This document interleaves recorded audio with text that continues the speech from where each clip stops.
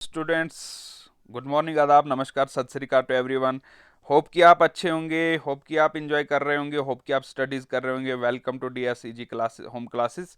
My self Chandra Prakash, welcome to you on this video lecture for class 9th. Yesterday we talked about very important poem from U2, that is U1. We had completed U1 and now we are on way to complete to U2. This is second poem of that poem of U2 syllabus given to you, and today we are going to learn more about that poem. What is that?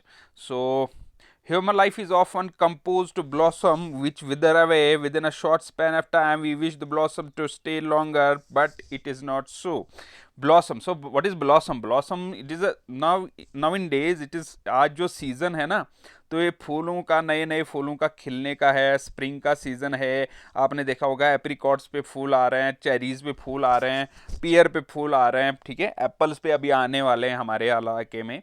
तो अभी सारा क्या कर रहा है, blossom कर रहा है। तो लेकिन क्या बोलता है ये ब्लॉसम को ह्यूमन लाइफ के लिए साथ जब कंपेयर करता है तो ये बोलता है कि हमारी ह्यूमन लाइफ जो है, ये प्लांट्स और ट्रीज जो हैं कुछ समय के लिए ही ब्लॉसम करते हैं, कुछ समय के लिए ही इनके फूल खिलते हैं, लेकिन हमारी ज़िंदगी जो है हमेशा के लिए ब्लॉसम करनी चाहिए। तो इसके बारे में आज की हमारी पोएम बड़ी इंपॉर्टेंट पोएम है, बड़ी अच्छी पोएम है।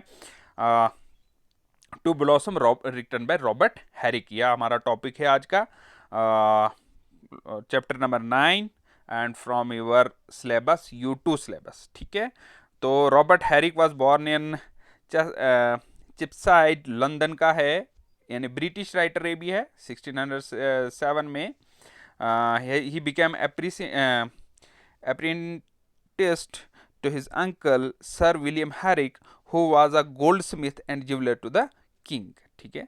The apprenticeship ended after only 6 years when Herrick, at the age of 22, matriculated St. John's College, Cambridge. So he graduated in 1617, ठीक है। He spent some time preparing his lyric poems for publication and had them printed in 1648, यानी इसने किस तरीके से अपनी poems लिखना शुरू की।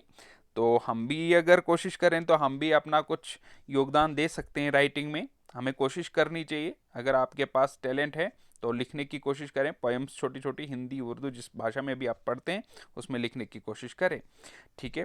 तो हमारी जो पोएम है, fair pledges of a fruitful tree, why do you fail so fast, your date is not so past, but you may stay yet here a while, to blush and gently smile and go at last. What? Sign of exclamation लगाता है यहाँ पे। What were you born to be, an hour or half's delight, and so to bid good night. 'Twas pity nature brought you a froth, merely to show your worth and lose your quiet.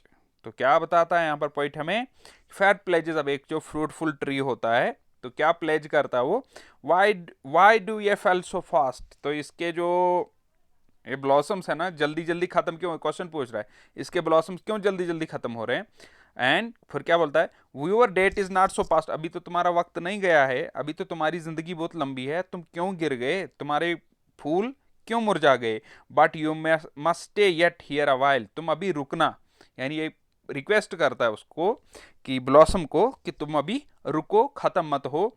To blush and gently smile, तुम blush करो, तुम खिलो और खूबसूरती मुस्कुराओ इस धरती के ऊपर। And go at last, फिर जो है, क्योंकि ये एक अल्टीमेट ट्रुथ है कि हम सब ने वापस जाना है, फिर वापस जाओ। तो अगर इसको आप ट्री के साथ नहीं, एक ह्यूमन बीइंग के साथ कंपेयर करेंगे ना तो मजा आएगा। देखिए क्या क्या बोलता है कि फ्रूटफुल ट्री को आप मान लीजिए ह्यूमन बीइंग है, ठीक है।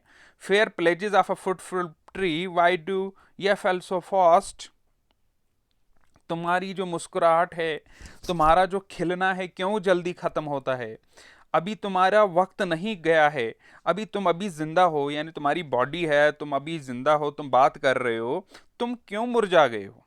यानी ये एक इंसान को बोलता है कि अगर आप बूढ़े भी हो गए हो, आपकी उम्र भी बहुत हो गई है, लेकिन फिर भी आपको अपनी जो ब्लॉसम है उसको छोड़ना नहीं चाहिए। लेकिन आजकल तो कुछ लोग मेंटली इतने टॉर्चर होते हैं, मेंटली इतने वीक होते हैं कि आप छोटे छोटे बच्चे भी जो है ऐसा मतलब उनकी सोच जो है बड़ी वो पैसिव हो जाती है, क्या बोल सकते हैं हम उसको, पेसिमिस्टिक हो जाते हैं। ठीक है, तो ये एक हमें आइडिया दे रहा है कि पॉजिटिव रहना चाहिए, ऑप्टिमिस्टिक रहना चाहिए। ठीक है, तो to blush and gently smile बोलता है कि हमेशा मुस्कुराते रहो।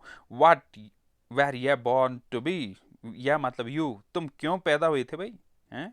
वट यू, तुम यहाँ पे क्यों आए थे, यानी धरती पे आए हो ना, क्यों आए हो?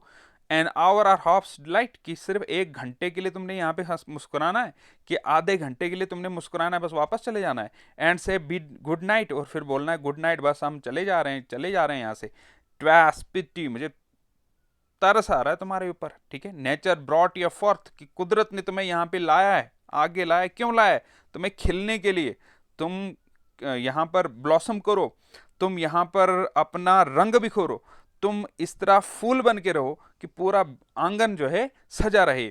Merely to show your your worth, और अपनी वर्थ जो है, अपनी जो आपकी काबिलियत है, उसको, अपना जो पावर है उसको अब दिखाए। एंड लूज यू क्वाइट, तो ये इसकी समरी यहाँ पे लिखी हुई है। तो आप बुक को कंसल्ट करें, जब भी मैं ये पढ़ा रहा हूँ तो बुक को आप कंसल्ट करें। तो आप इन दो जो स्टेंजाज है इनकी समरी यहाँ पे लिखी हुई है। ठीक है, तो नेक्स्ट पे जाएंगे। तीसरा स्टेंजा, इसका 3 स्टेंजा है। But you are lovely leaves where we may read how soon things have their end, thou never so brave, and after they have shown their pride, like you a while they glide into the grave क्या बोलता है? But you are lovely leaves, तुम्हारे पत्ते जो हैं बहुत ही खूबसूरत हैं। ये कंपेयर कर रहा है ना, एक इंसान को कर रहा है कंपेयर वो फ्रूटफुल ट्री के साथ। ठीक है, जिसके ऊपर ये फ्रूट्स भी बनते हैं और वो फूल भी खिलते हैं। Married how soon things have their end, कितनी जल्दी जो है ये चीजें खत्म हुई। Though never so brave, and after they have shown their pride, like for a while they glide into the grave. उसका मतलब ये बोलता है कि अगर आप क्या करोगे, अगर आप अपनी जो वो ब्लॉसम है उसको बिखराओगे, अगर आप अपनी खुशियां बिखराओगे, तो आपको कब्र में भी जाने के बाद भी आपको यहाँ पे याद किया जाएगा, आपकी खुशियां यहाँ पे रहेंगी। अगर हम आपको पूछे ना एक क्वेश्चन, हम आपको एक क्वेश्चन पूछते हैं, भाई आप अपने दादे का नाम बताओ, क्या बता सकते हैं? कितने बच्चे बता सकते हैं? बता सकते हैं? नहीं बता सकते हम लोग। कि मैं दादे तक जा सकता हूँ, पड़दादे तक जा सकता हूँ, इतना इंटेलिजेंट हूँ तो, लेकिन मैं अपने दादे का नाम नहीं बता सकता। मैक्सिमम हम में से जिन जो भी वीडियो देख रहे हैं नहीं बता सकते।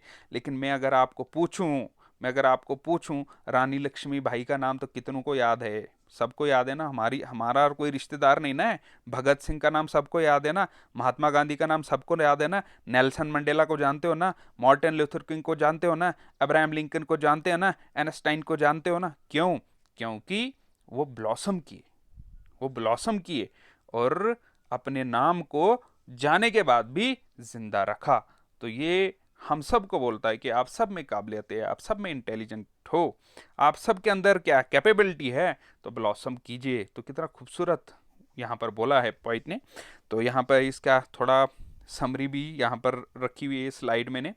तो जो समरी नहीं कर सकते हैं तो इस स्लाइड को रुकाकर समरी को लिख सकते हैं इसमें से। ठीक है, तो एक पोइटिक डिवाइस आप सिर्फ कल के लिए इसका एक समरी लिखेंगे, और एक यहाँ पर पोइटिक डिवाइस हम करेंगे पर्सोनिफिकेशन। अब ये पर्सोनिफिकेशन किसको बोलते हैं? पर्सोनिफिकेशन, अगर यहाँ पे देखें ना, पर्सोनिफिकेशन क्या होता है? जब हम ह्यूमन कैरेक्टर देते हैं, किसी भी नॉन ह्यूमन चीज को ह्यूमन कैरेक्टर देते हैं। जब हम नॉन ह्यूमन चीज को, यानी जो इंसान नहीं है, मैं नहीं बोलता हूं नॉन लिविंग चीज को, जिसे ट्री जो है लिविंग है लेकिन नॉन ह्यूमन है। अगर हम बोले ट्रीज आर रनिंग, ट्रीज दौड़ रहे हैं, तो क्या ट्रीज दौड़ते हैं? क्या नहीं ना दौड़ते। तो वो दौड़ता कौन है? इंसान। या हम बोलें ट्रीज आर स्पीकिंग, तो ट्रीज बोल सकते हैं क्या? तो when we say trees are running, it is personification. This is poetic device. This is one of the poetic device. There are so many poetic devices. We will go to them also. तो लेकिन एक साथ साथ में ये poetic device आज का कौन सा हमारे पास? पर्सोनिफिकेशन. तो what is personification? When we give human character to non human things. जैसे हम बोले कंप्यूटर इज वर्किंग, कंप्यूटर काम थोड़े करेगा, ठीक है, वो मशीन है, वो इंसान की तरह काम नहीं करेगा, ठीक है. जैसे हम बोलेंगे, जैसे पोएम में हम यूज करते हैं, पोएम जब होती है जैसे हम बोलते हैं कि stars are saying something, stars are saying something. तो स्टार बोलते हैं क्या? नहीं ना बोलते. तो हम उनको एज्यूम करते हैं कि वो बोल रहे हैं. तो वहां पर वो क्या है? Personification. When we give human character to non-human things, तो that is called personification. What is personified in the poem? आप मुझे बताइए कि इस पोएम में क्या personified है. आप सिर्फ इसको देखेंगे, गाइड को कंसल्ट नहीं करेंगे और बोलेंगे कि personified कौन सी चीज इसमें personified की गई है. तो आप कमेंट बॉक्स में वो लिखेंगे. Thank you once again for watching this video.